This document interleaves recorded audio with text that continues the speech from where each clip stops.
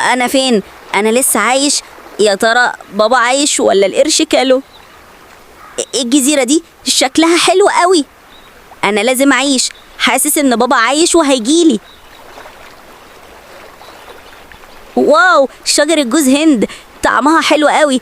انا كنت عطشان قوي، الحمد لله يا رب. انا صنعت صنارة من الخشب. بابا كان معلمني كل حاجة، حتى ان اولع نار.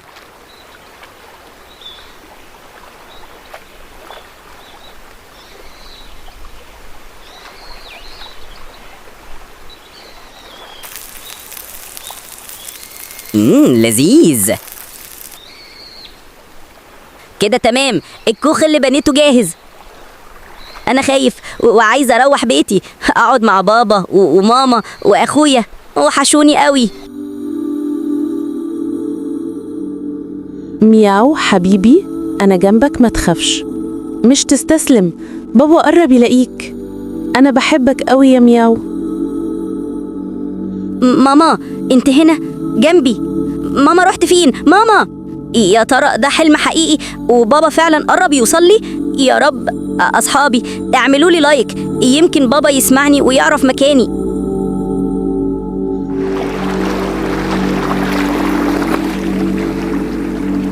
لا، أنا مش هيأس أبدا. مياو، أنت فين؟ إيه ده؟ جزيرة؟ تفتكروا دي صدفة إن المركب تاخدني عندها ولا ابني هنا؟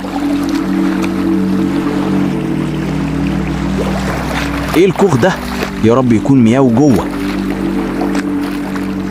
مياو بابا، حبيبي، الحمد لله إنك بخير. أنا كنت متأكد إنك بطل وشجاع وهتبقى بخير. انا كنت حاسس انك هتجيلي وانك عايش وانتصرت على القرش لانك شجاع وبطل، وانا طالع ليك. انت اللي عملت كل ده؟ قدرت تعمل صنارة وتولع نار وتبني كوخ؟ انت بطل يا مياو، ولازم كل اصحابك يتعلموا منك الشجاعة وعدم اليأس ابدا. ايوه، انا عملت كل ده بفضل ربنا وتعليمك ليا. انا كنت خايف بس كنت مطمن انك هتدور عليا ومش هتنساني ابدا يا حبيبي. كمان ماما شفتها جنبني وطمنتني انك هتجيلي. الواحد يثق في ربنا ويبقى عارف انه عمره ما هيخذله ابدا. الحمد لله إنكم رجعتوا لي بخير.